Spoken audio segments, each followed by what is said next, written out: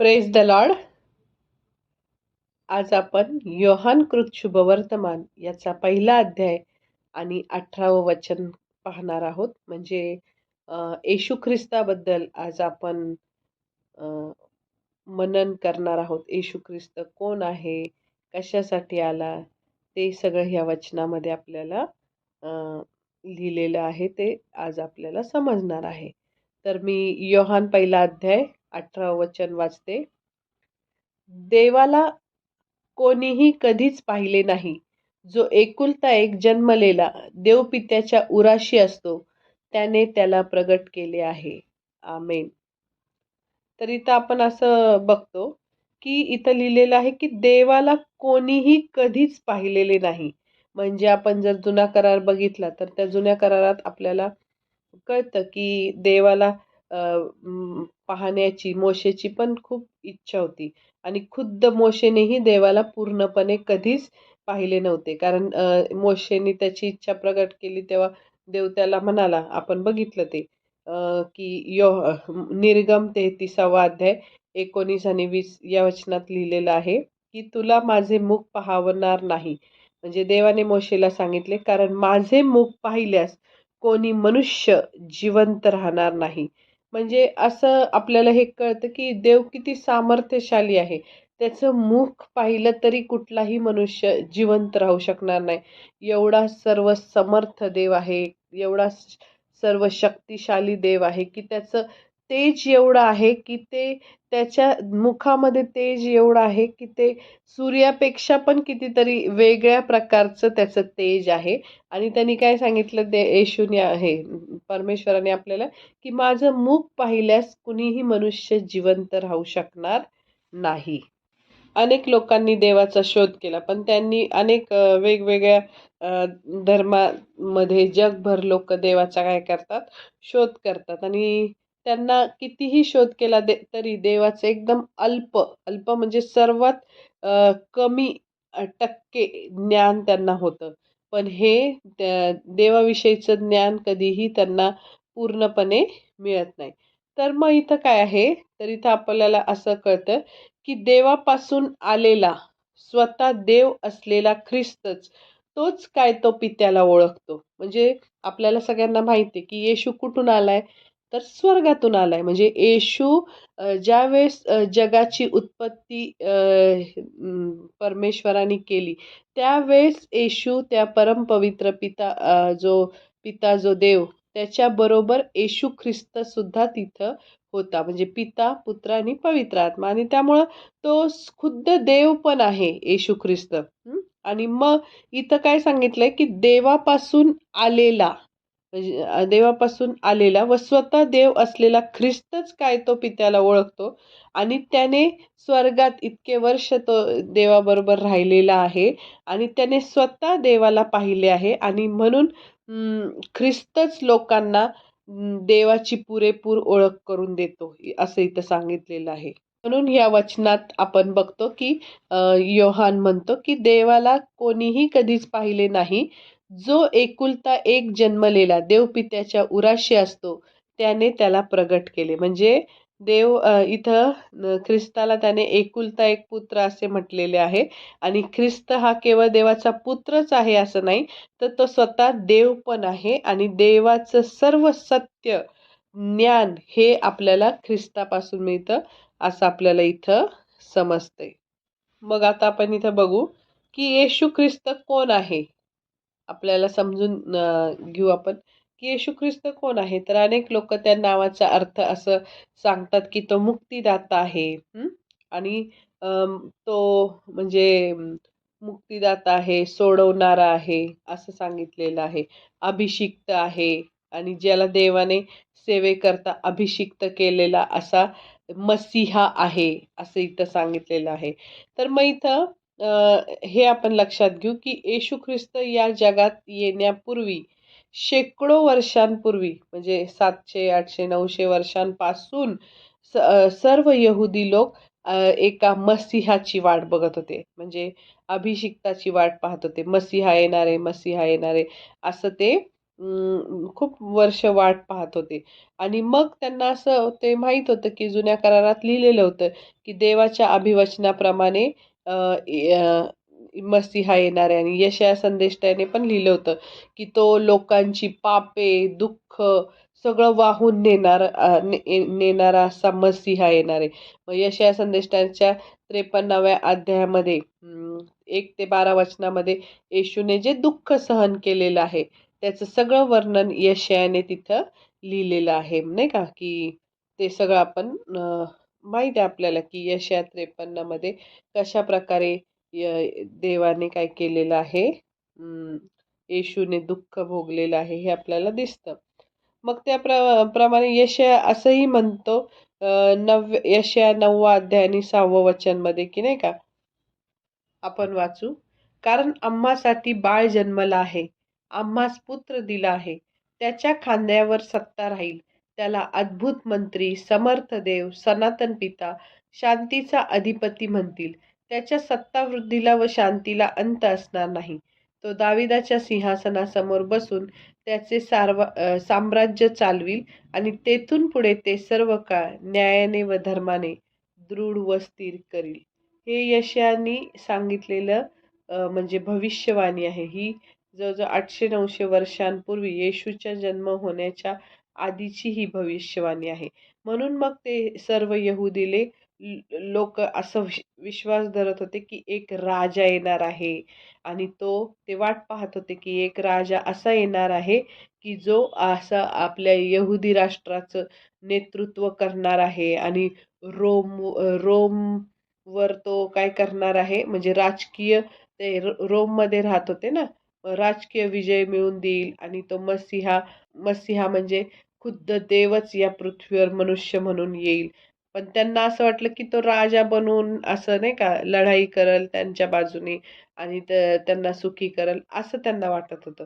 पण त्यांना असा विश्वासच नव्हता, की तो स्वतः देवच या पृथ्वीवर मनुष्य बनून येईल आणि त्या वधस्तंभावर मरेल, असं यावर त्यांचा मात्र विश्वास नव्हता. मग त्याच्यासाठी येशूच्या संदर्भात अशा दोन दोन संकल्पना म्हणजे नावं वापरलेत. एक तर देवाचा पुत्र आणि दुसरं बऱ्याच ठिकाणी आपण बायबलमध्ये वाचतो, की मनुष्याचा पुत्र. देवाचा पुत्र आणि मनुष्याचा पुत्र म्हणजे ह्या दोन्ही नावं त्याला दिलेली आहेत. मग ते आपण बघू, की म्हणजे आता ते बघायला गेलो तर आपल्याला वेळ पुरणार नाही. मी त्याचे रेफरन्स सांगते, की मार्क 2रा अध्याय 10वं वचन. नंतर मार्क 3रा अध्याय 11वं वचन. तर आपल्याला इथं असं कळतं, की देवाचा पुत्र हे नाव येशूचं देवत्व दर्शवतं. म्हणजे देवाचा पुत्र असं म्हटल्यावर येशू देव आहे हे आपल्याला समजतं. आणि मनुष्याचा पुत्र हे नाव घेतलं तर त्याचं मनुष्यत्व आपल्याला दर्शवते. म्हणजे तो माणसाचा मुलगा आहे, मनुष्याचा मुलगा आहे हे आपल्याला समजतं. म्हणजे त्याच्यातून त्याचं मनुष्यत्व दर्शवतं. मग मग आपण इथं बघू, की येशू ख्रिस्तासंबंधी ह्या 2 गोष्टी आपण लक्षात ठेवल्या पाहिजे. पहिली गोष्ट म्हणजे येशू परिपूर्ण मनुष्य आहे आणि दुसरी म्हणजे तो परिपूर्ण देव आहे. म्हणजे मनुष्य पण आहे आणि देव पण आहे. आणि येशू मनुष्य आणि देव असा दोन्हीही आहे. मग रोम 1 अध्याय 3रं आणि 4थं वचन बघू. वाचू आपण. रोम 1 अध्याय 3रं आणि 4थं वचन. तो देहदृष्ट्या दावीद वंशात जन्मला व पवित्रतेच्या आत्म्याच्या दृष्टीने तो मृतांच्या पुनरुत्थानाच्या द्वारे पराक्रमाने देवाचा पुत्र असा निश्चित ठरला. आमेन. तर मग आपण इथं बघतो, की येशूच्या ठायी दैवी गुणधर्म आहे. म्हणजे तो सदा सर्वदा देवाजवळ असल्यामुळे, म्हणजे देवाबरोबर तो सतत असल्यामुळे अनंतकालिक तो आहे. म्हणजे योहान 1:1 मध्ये आपण योहान 1:1 मध्ये बघतो, की प्रारंभी शब्द होता आणि शब्द देवासह होता आणि शब्द देव होता. आमेन. मी मगाशीच सांगितलं, की जगाच्या निर्मिती कार्यामध्ये येशूचा सहभाग होता. ज्यावेळेस परमेश्वर बोलला मुखाने, की नाही का, आकाश हो, पृथ्वी हो, समुद्र हो, तेव्हा पण तिथं येशू त्याबरोबर होता. म्हणजे इथं असं आपल्याला कळतं, की देव येशूमध्ये होता आणि येशू देवामध्ये होता. मग ह्यासाठी रेफरन्स पण आहेत. योहान 1:3, कलैसीकरासचं पत्र पहिला अध्याय 16 आणि 17 वचन. नंतर इब्री 1:2 या वचनामधून आपल्याला कळतं की देव येशूमध्ये होता आणि येशू देवामध्ये होता. परत योहान 14:10 ह्यामध्ये पण आपल्याला कळतं की नाही का, म्हणजे येशूला देवाचा एकुलता एक किंवा देवापासून प्रथम जन्मलेला ज्येष्ठ असं म्हटलेलं आहे. आणि मग अधिक स्पष्ट सांगायचं झालं तर पवित्र शास्त्रात म्हणजे येशूने आपल्याला पूर्णपणे पित्याची प्रतिमा पूर्ण दाखवली, की पिता कशा पद्धतीचा आहे. जर एखादा मुलगा सतत वडिलांच्या सहवासात राहिला, तर तो सर्व वडिलांसारखंच करायला बघतो बघा. वडील कसे जेवतात, वडील कसे चालतात, वडील कसे बसतात, वडील कशा काय-काय छोट्या-मोठ्या गोष्टी कशा पद्धतीने करतात, तशाच पद्धतीने तो मुलगा करतो. तसं इथं पवित्र शास्त्रात आपल्याला हे कळतं, की येशूने आपल्याला पिता दाखवलेला आहे. म्हणजे योहान 1:18 मध्ये लिहिलेलं आहे. नंतर मग तो अदृश्य देवाचं प्रतिरूप आहे. कलैसीकरास पत्र पहिला अध्याय 15 वचन. तसेच देवाच्या तत्वाचं प्रतिरूप तो आहे. म्हणजे इब्री 1:3 मध्ये पण आपण बघतो आणि इतर ठिकाणी बऱ्याच ठिकाणी येशू देवाशी एकरूप आहे. खूप वचनं आहेत, पण ते आता आपण सगळे वाचत बसलो तर आपल्याला वेळ पुरणार नाही. मग तो नुसता येशू देवाबरोबर एकरूप आहे असं नाही, तर तो देवाच्या बरोबरीचा आहे. म्हणजे फिलिप्पीकरास पत्र याचा 2रा अध्याय आणि 6वं वचन मध्ये आपण बघितलं तर मग आपल्याला कळतं की तो येशू हा देवाच्या बरोबरीचा आहे, म्हणजे सेम लेवलचा आहे. आणि म्हणजे खरे तर येशू हा प्रत्यक्ष देवच असल्याचं तिथं स्पष्टपणे सांगितलेलं आहे. आणि मग येशू हा केवळ अंशतः देव नाही, म्हणजे थोडासा देव आहे असं नाही, तर तो पूर्ण देवपणाची परिपूर्णता हा येशू आहे. म्हणजे येशू हा परिपूर्ण काय आहे? देव आहे आणि मग येशू हा परिपूर्ण मनुष्य सुद्धा आहे, असं आपल्याला इथं कळतं. म्हणजे आपल्याला कळलं, की येशू हा पवित्र आत्म्याद्वारे म्हणजे गर्भरूप झाला. तरी त्याला म्हणजे मानवी आई होती. आणि लहान बालक म्हणून तो या जगात जन्मास आला. आपल्याला माहिती आहे मत्ते 1:20 मध्ये आपण वाचतो. लूक 1:34-35 मध्ये आपण वाचतो. म्हणजे येशू देव होता, तरी त्याला मनुष्याच्या प्रतिरूपाचं करण्यात आलं. फिलिप्पीकरास पत्र 2रा अध्याय आणि 7वं वचन मध्ये लोकांनी त्याला पाहिले व त्याला स्पर्श केला. आणि त्याला आपल्याला माहिती आहे की इतर कुठल्याही मनुष्याप्रमाणे तो थकत असे, त्याला भूक लागत असे, त्याला तहान लागत असे, तो मनुष्याप्रमाणे जर ज्यावेळेस एखादी दुःखद घटना घडली तर तो रडत असे. नंतर मग तो आमच्याप्रमाणेच सर्व प्रकारे पारखलेला होता. म्हणजे इब्री 4:15 मध्ये आपण मागच्या वचनामध्ये पण वाचलं, मागच्या बायबल स्टडीमध्ये, की तो सर्व प्रकारे पारखलेला होता. म्हणजे आपल्यावर जे काही मोह, संकट येतात त्यावेळेस आपण कसं वागतो. अनेक संकट आपल्यावर येतात, अनेक मोह आपल्यावर येतात आणि त्या मोहातून आपली परीक्षा होती, की त्या मोहात, संकटात आपण कुणाला चॉईस करतो. आपल्या तोंडातून शब्द काय निघतात हे नेहमी पारखलं जातं. म्हणजे आपण जर संकट आलं, दुःख आलं तर देवाच्या नावाला वाईट म्हणतो का? देवाला वाईट म्हणतो का? हे आपण ह्याच्यातून कळलं जातं. म्हणजे आपल्याला जर देवाचं ज्ञान असेल, देव किती प्रेमळ आहे, देव किती आपल्याला आपल्यासाठी नाही का प्रत्येक उत्तम देणगी व प्रत्येक उत्तम दान हे वरून आहे. म्हणजे आपल्या जीवनात जेवढं काही सर्व चांगल्या गोष्टी मिळालेल्या आहेत आपल्याला, प्रत्येक सुंदर असं वरदान, देणगी जे आपल्याला मिळालेलं आहे ते सगळं देवाकडून आहे. आणि आजार आपल्याला जे येतो तो सैतानापासून आहे. आणि मग आपण म्हणजे जसं पारखलं जातो तसा येशू पण प्रत्येक वेळी पारखला गेला होता हे तर आपल्याला कळतं. म्हणजे येशू हा जगाचा निर्माणकर्ता व संरक्षण असा दोन्ही पण आहे. म्हणजे योहान 1:3 वचन आणि 10वं वचन ह्यात आपण बघू. योहान 1:3 मध्ये आपण वाचू, सर्व काही त्याच्याद्वारे झाले आणि जे काही झाले ते त्याच्या वाचून झाले नाही. 10वं वचन आपण ऐकू. तो जगात होता व जग त्याच्याद्वारे झाले, तरी जगाने त्याला ओळखले नाही. तर मग हे सगळं आपण बघतो की येशू हा स्वर्गात न राहता त्याचं गौरव सोडून तो ह्या पृथ्वीवर मनुष्य झाला. योहान 17:1-5 मध्ये पण आपण बघतो की येशूच्या या मनुष्य देह धारणाची 2 कारणं होती.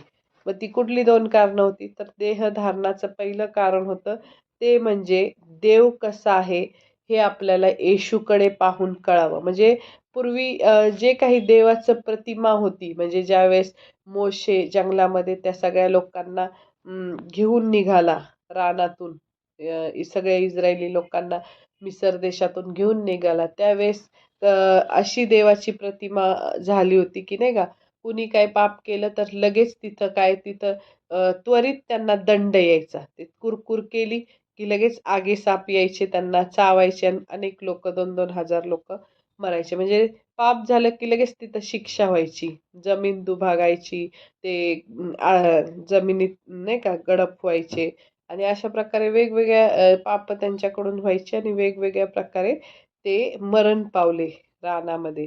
तर मग आता हे पहिलं कारण असं आहे देवाच्या येशूच्या देहधारणाचं, तर की आपल्याला येशूकडं पाहून कळावे की देवपिता कसा आहे. म्हणजे देवपित्याला कुणीच कधी पाहिलेलं नाहीये आणि पण येशूने आपल्याला तो देवपिता काय केलेला आहे, दाखवलेला आहे. आपण जे वचन वाचलं की नाही आता, की देवाला कोणीही कधीच पाहिले नाही.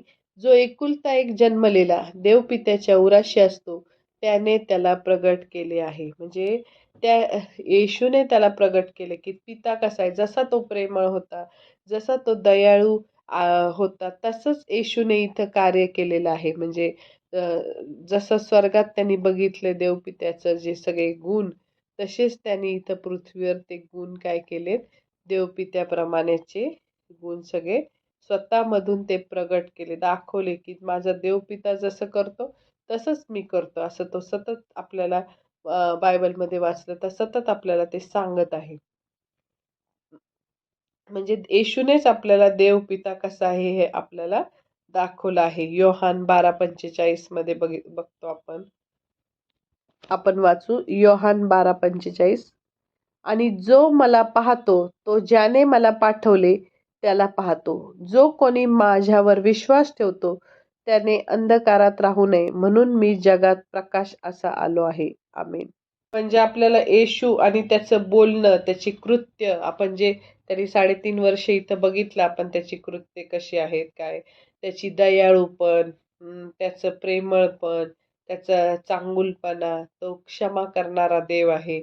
आमच्या सगळ्यांच्या पापांची क्षमा करणारा आहे, दयाळू आहे, प्रेमळ आहे, कृपाळू आहे, न चिडणारा आहे, शांत सहनशील आहे.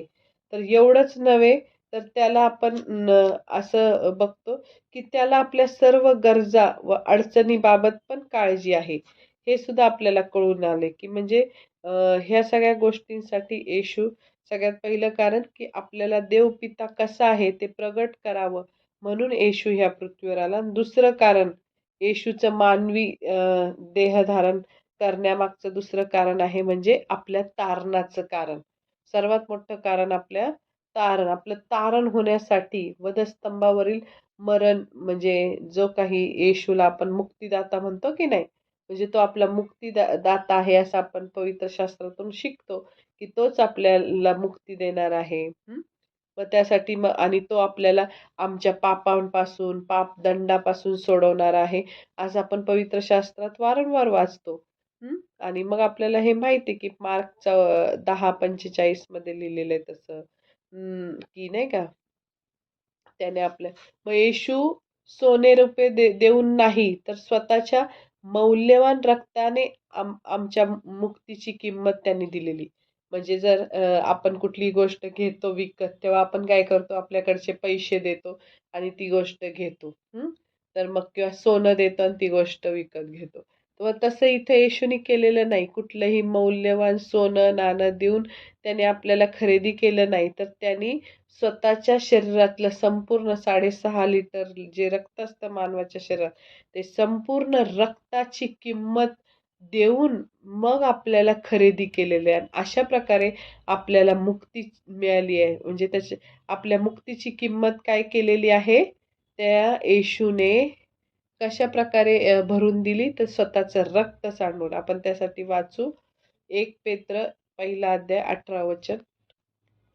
कारण वडिलांच्या परंपरेने चालत आलेल्या तुमच्या निरर्थक वागणुकीपासून सोने, रुपे अशा नाशवंत वस्तूंनी नव्हे, तर निष्कलंक व निर्दोष कोकरा असा जो ख्रिस्त त्याच्या मूल्यवान रक्ताने तुम्ही मुक्त झाला आहात, असं इथं सांगितलेलं आहे. म्हणजे आपल्याला इथं कळतं की पवित्र देव जो आहे तो एकदम म्हणजे निर्दोष आहे आणि तो निश्चितपणे पापाचा धिक्कार करतो, पापाला शिक्षा देतो. म्हणून इथं आपल्याला येशूने त्याच्या वधस्तंभावरील मरणाच्या योगे आमचं पाप आणि आमचा दंड स्वतःवर घेतला आणि म्हणून येशू आमचं प्रायश्चित्त आहे असं म्हटलं आहे. म्हणजे याचा अर्थ असा की पवित्र देवाच्या न्याय्य मागण्यांची येशूने पूर्तता केली. म्हणजे पवित्र देवाला काय पाहिजे? सगळं स्वच्छ, निष्कलंक लोकं पाहिजे आणि मग त्यासाठी वचन आहे. रोमकरास पत्र 3 अध्याय व 25 वचन आपण वाचू. त्याच्या रक्ताने विश्वासाच्या द्वारे प्रायश्चित्त होण्यास देवाने त्याला पुढे ठेवले, यासाठी की पूर्वी झालेल्या पापांची देवाच्या सहनशीलतेने उपेक्षा झाल्यामुळे त्याने आपले नीतिमत्व व्यक्त करावे. आमेन.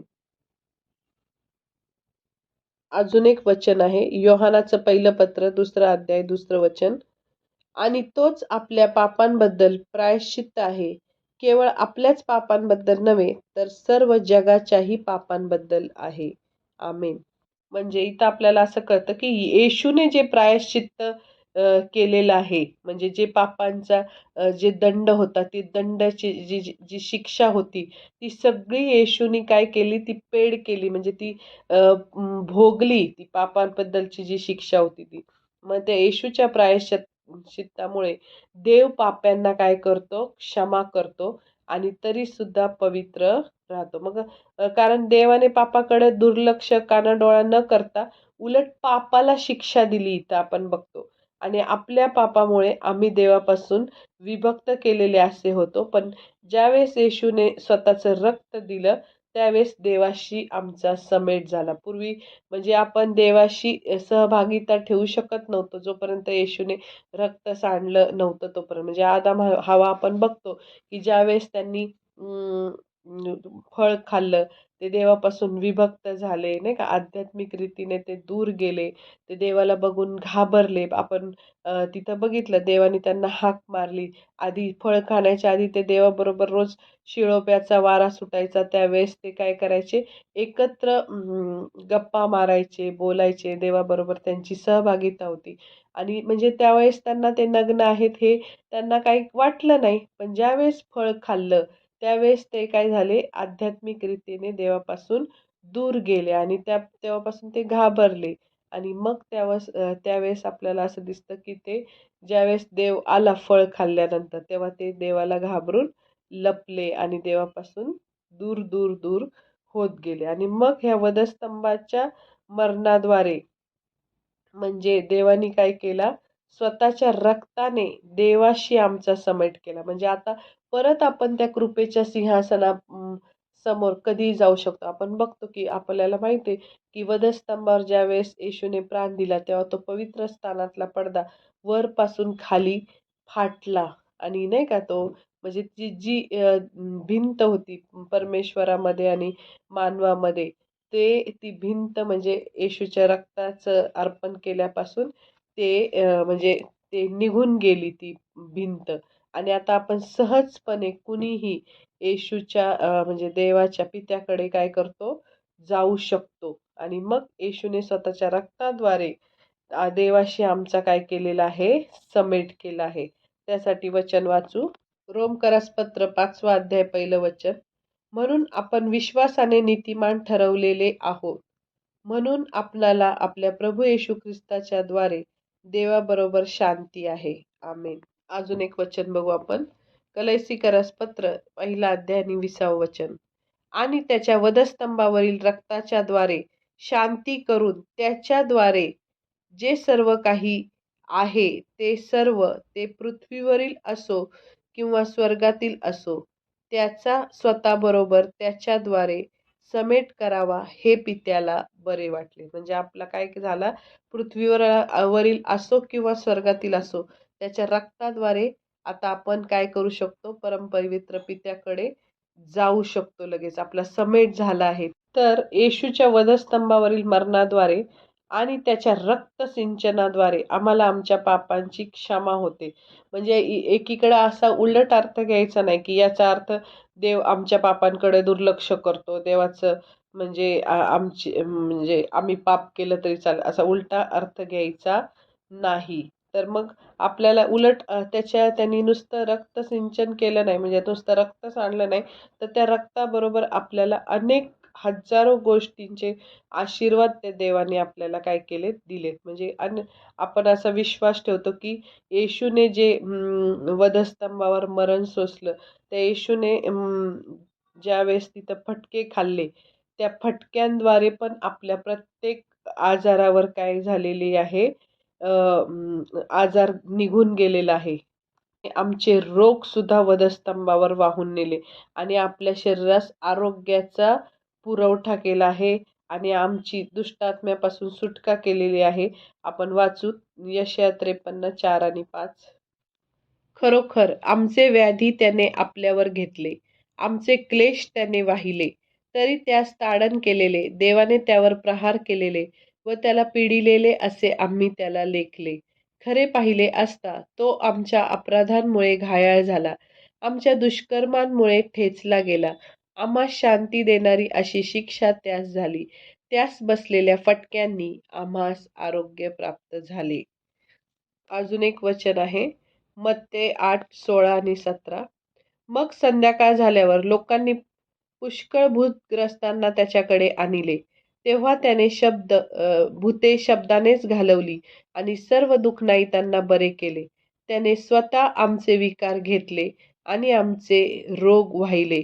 असे जे यशाया संदेष्टाच्याद्वारे सांगितले होते, ते पूर्ण व्हावे म्हणून असे झाले. आमेन.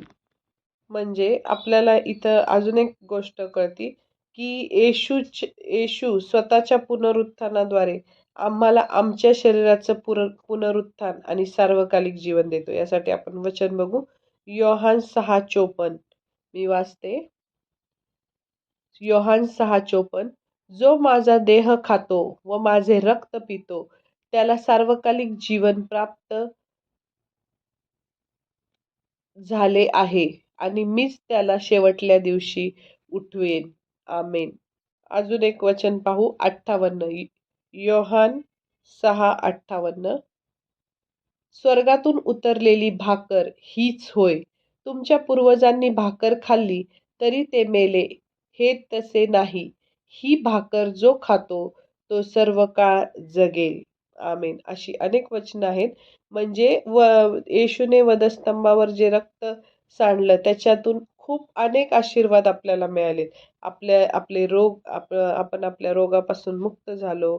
आपली दरिद्री गेली. आपल्याला ते वचन माहिती आहे, तो धनवान असता ही आम्हासाठी दरिद्री झाला. म्हणजे त्याच्या दरिद्रीने आम्ही श्रीमंत झालो. त्याने आपले शाप सगळे वधस्तंभावर काय केले, वाहून नेले आणि नाही का ते त्याच्या मरणामध्ये ते काय केले, पुरून टाकले आणि स्वतःचे जे आशीर्वाद आहेत ते सगळे आम्हाला काय केले, दिले. म्हणजे आपल्यातल्या सगळ्या वाईट गोष्टी त्याने घेतल्या मानवाच्या शरीरातल्या आणि त्या काय केल्या, वधस्तंभावर तो जेव्हा मरण पावला आणि जे पुरला गेला तेव्हा तिथं नेऊन पुरल्या आणि त्याच्या पुनरुत्थानात सगळ्या ह्या ज्या आपले शाप घेतले आपल्याला आशीर्वाद दिला, आपले रोग घेतले आपल्याला निरोगीपणा दिला, आपली दरिद्री घेतली आपल्याला श्रीमंती दिली. म्हणजे अशा सगळ्या गोष्टी काय केल्या त्याने, रिप्लेस केल्या.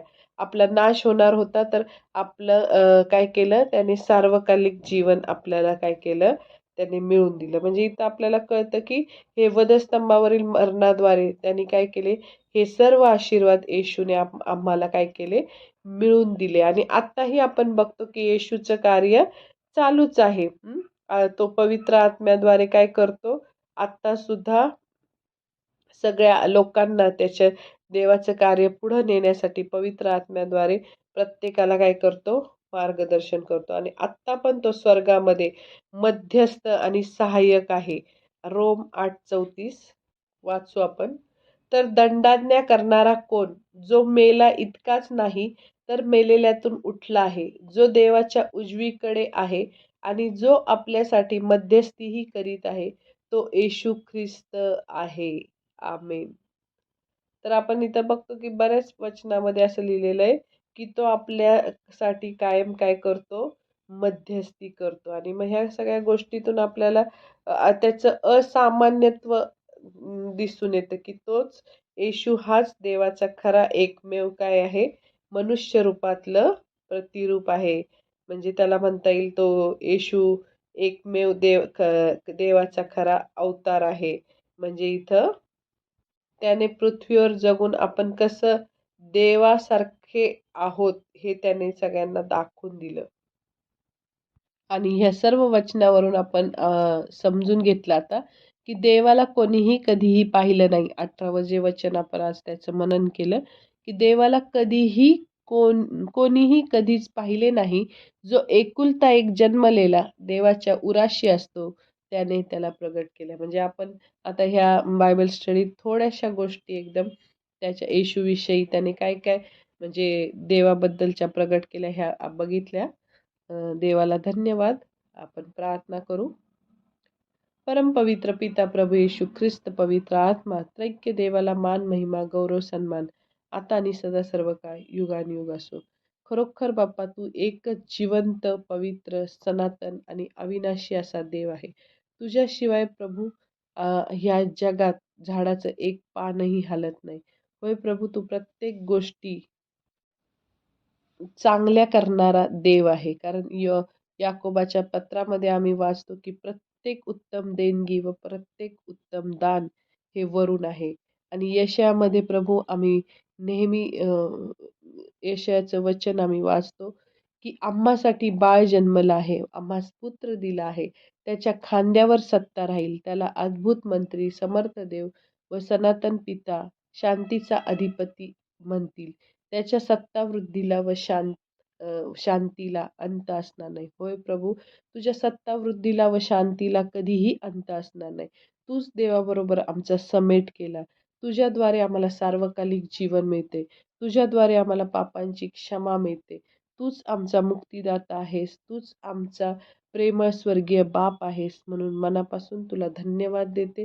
तुझी स्तुती करते. ह्या वचनाद्वारे तू आमच्याशी बोलला म्हणून तुझे आभार मानते. ऐकणाऱ्या प्रत्येकाला तू आशीर्वादित कर आणि हे वचन समजण्यासाठी तू प्रत्येकाचे आत्मिक डोळे, आत्मिक कान व आत्मिक अंतकरणाचे दरवाजे तू उघड आणि प्रत्येकाला तू आशीर्वादित कर. इथून पुढची सर्व वेळ प्रत्येकाला तुझ्या हातात घे. तुझ्या हातात मी समर्पित करते. तूच प्रत्येकाचा सांभाळ कर. ही सर्व प्रार्थना धन्य तारणाऱ्या येशूच्या नावात मागते. म्हणूनच हे यहोवा पित्या, तू ही प्रार्थना ऐक. Amen. God bless you. Thank you.